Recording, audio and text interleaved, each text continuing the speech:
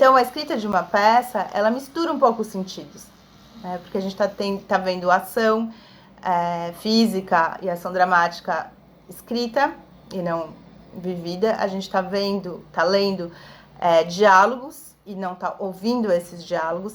Então, ela mexe um pouco. A gente tá lendo o silêncio, por exemplo, o que é muito lindo, né? Lendo a pausa.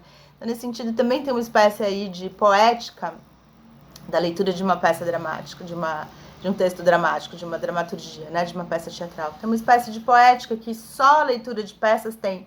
Outros tipos de leitura, de romances, são incríveis, né, gente? Vamos ler, claro que é incrível. Não estou dizendo que é melhor nem pior, mas é diferente, né? Tem uma proposição poética em se ler aquilo que, na verdade, na vida a gente vai muitas vezes mais ver e ouvir do que ler, né? Então eu queria que a gente pensasse um pouco nisso, né? Como é que isso modifica e brinque, embaralha um pouco os sentidos da gente quando a gente está lendo uma peça, né? E por isso que é tão importante ler uma peça. A gente é um país que não tem tradição de leitura de peça. Muita gente que até faz teatro, às vezes até que escreve teatro, diz que é chato ler peça. Eu não diria que é chato ler peça, eu diria que é exigente. É como ler poesia. É um gênero que é exigente. Como assim? É um gênero que tem uma estrutura própria, muito diversa da estrutura dos romances, que é o que a gente está mais acostumado a ler quando lê, né? Então, ele tem uma estrutura que já dá, digamos assim, uma certa...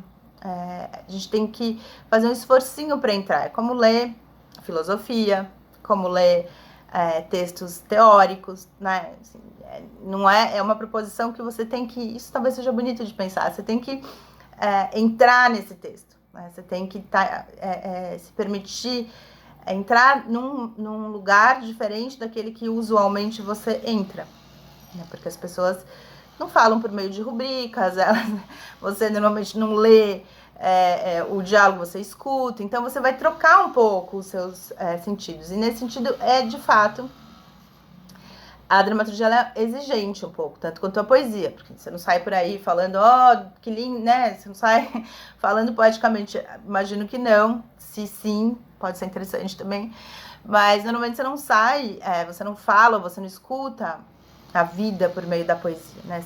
E quando isso acontece, são momentos sublimes que a gente nunca mais esquece. Então, quando você entra numa linguagem diferente da usual, né? Então, a dramaturgia, por outro lado, você está mais acostumado a ouvir do que a ler, isso dá uma bagunçada e você é exigente.